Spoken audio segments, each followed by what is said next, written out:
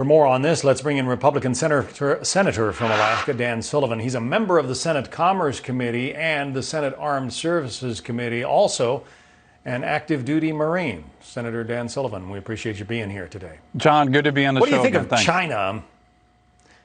What do you think of China making a big deal about the U.S. supposedly owing $1 billion to the UN?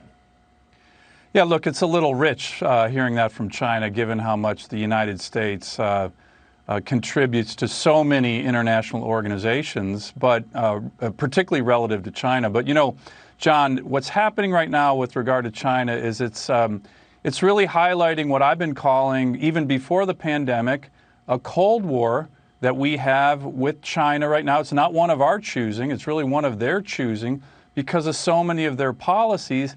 And I think this pandemic really highlights the need for our government to focus on how we deal with the long-term geostrategic challenge of China.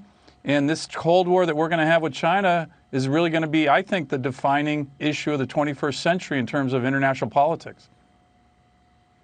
The COVID-19 virus originated in China. There are still questions about how, but it definitely originated there.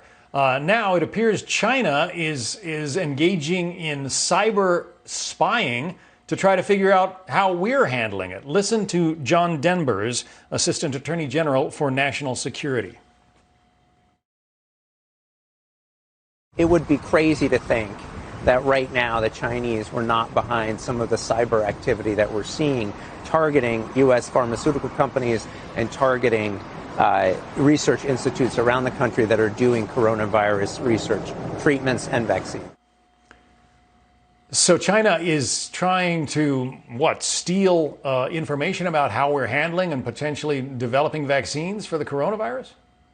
So, John, look, this is another problem. You know, the Chinese for years, really decades, have made promises to the United States. They've made numerous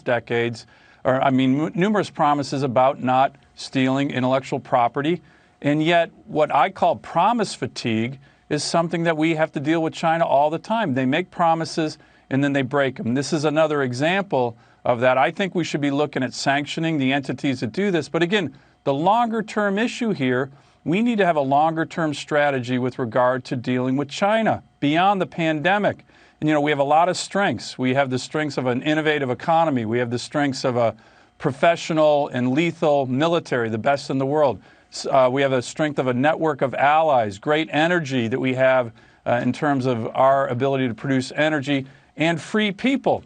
But these are the things that we need to think through in terms of our strategy long term on how we deal with the Chinese and what I've called a new Cold War that this pandemic is in many ways accelerated, and it's going to be a big challenge, but I think the United States is clearly up for it.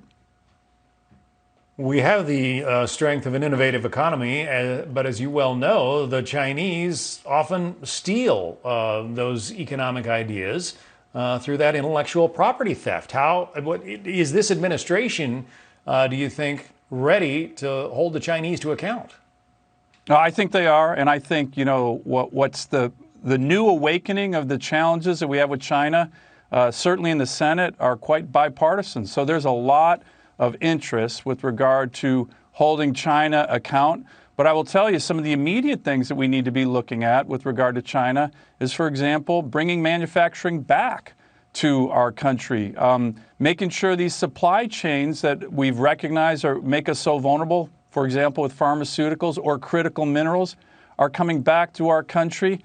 And I'll tell you one other thing, John, that I think is important. You know, we need to punch a hole through the propaganda that the Chinese have in our country. They have a big operation. Just look at whether it's, when was the last time a Hollywood movie studio made a movie that was critical of China? You look at what they're doing with regard to the